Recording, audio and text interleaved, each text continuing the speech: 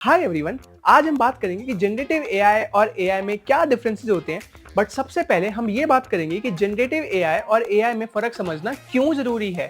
ऐसी क्या आफत आ गई कि आपको समझना ज़रूरी है। तो from what ever I have learn in 4 years of my journey, जितने भी मेरे को अपॉर्चुनिटीज़ मिली है वो इसलिए मिली है क्योंकि जब मैं अपनी आस्क रखता हूँ तो बहुत क्लियर कट रखता हूँ। तो मेरे को लगता है अगर आप इन दोनों टर्म्स के बीच में डिफरेंसेस समझेंगे तो अपनी आस्क को आप और क्लियर रख पाओगे, in turn resulting in a better offer.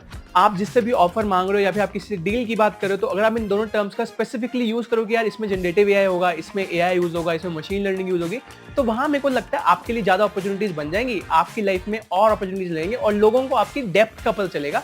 तो ये मेरे को लगता है एक मेन कारण हो सकता है। दूसरा कारण ये हो सकता है कि for educational purposes you only want to learn for your exams और समथिंग लाइक दैट। तो आज हम 5 मिनट में डिस्कस करेंगे कि जनरेटिव एआई और एआई में फर्क क्या क्या होता है, क्या क्या डिफरेंसेस होते हैं, और इस वीडियो के एंड तक आप एक्सपेक्ट कर सकते हो कि आपको एक क्लियर अंडरस्टैंडिंग होगी कि डीप लर्निंग क्या होता है, मशीन लर्निंग क्या होता है, रीइंफोर्समेंट लर्निंग क्या होता है, और जनरेटिव एआई क्यों इतना पॉपुलर हो गया है आजकल।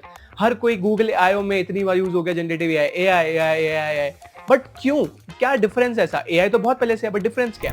सो before we start, hi everyone, मेरा नाम पारस है और मैं टेक और बिजनेसेस को मिक्स करके कैसे एक बड़ा बिजनेस बना सकते हो उसके बारे में बात करता हूँ। तो वीडियो शुरू कर लेते हैं। तो एआई एक बहुत पुरानी टर्म है और जनरेटिव एआई एक बहुत नई टर्म है। अगर मैं आपको गूगल की भाषा में समझाऊं एक बहुत लेमैन टर्म्स में, तो जनरेटिव एआई की मदद से आप अपना नया कंटेंट बना सकते हो।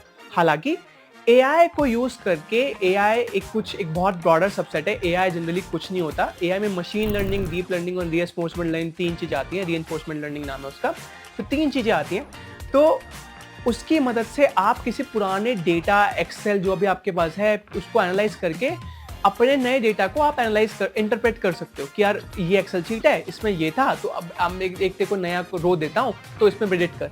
तो ये आप उसकी मदद से कर सकते हो। हालांकि जनरेटिव एआई में चैट जीपीटी वगैरह सब आ जाते हैं जिसकी वजह से आप नया कंटेंट जनरेट कर सकते हो। तो ये एक बेसिक आधार डिफरेंस है दोनों के बीच में। हालांकि अब बात कर लेते हैं थोड़ी सी कि एआई जनरली क्या होता है। कि एआई आपको अगर सबसेट में, अगर आपको एक डायग्राम की विजुअल रिप्रेजेंटेशन दिखाऊं तो कैसा दिखेगा। तो एक बड़ा सा वेन डायग्राम है, आप मेरी स्क्रीन पे देख पा रहे होगे इस समय। तो ये डायग्राम आपको दिख जाएगा।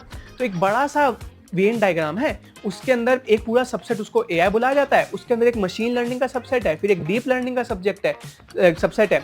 उसके बाद एक छोटा सा सबसेट होगा जनरेटिव एआई का। तो जनरेटिव एआई कुछ भी नहीं बट एक छोटा सा सबसेट है डीप लर्निंग का, जिसके अंदर बहुत सारे न्यूरल नेटवर्क्स वगैरह होते हैं।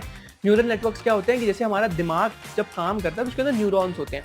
तो उसी को मिमिक करने के लिए एक न्यूरल नेटवर्क को डिजाइन किया गया। आर्टिफिशियल न्यूरल नेटवर्क्स, एएनएन बोलते हैं उसको टेक्निकल भाषा में।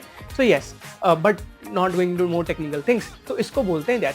अब एक एक करके मैं सब चीज़ों को पकड़ता हूँ और आपको समझाता हूँ सिंपल लैंग्वेज में कि क्या क्या जरूरी होता है। सबसे पहले टर्म आती है एआई के क्षेत्र में मशीन लर्निंग। मशीन लर्निंग एक बहुत बेसिक टर्म है। अगर आप 2019 की बात करोगे तो मशीन लर्निंग और डीप लर्निंग ज्यादा कॉमन टर्म। रीइंफोर्समेंट लर्निंग तो चलो ठीक है, फैंसी है, बट रीइंफोर्समेंट लर्निंग अभी खुद ग्रोइंग स्टेजेस में है।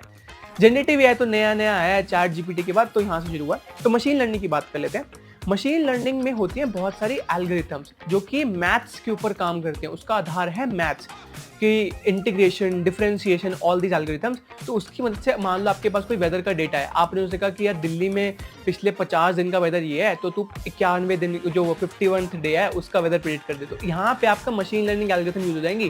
Gradient descent, all these things use होंगी। यहाँ पे आपके KNN यूज कर सकते हो, डिसीजन ट्री यूज कर सकते हो। ये एक मशीन लर्निंग का डिस्क्रिप्शन है।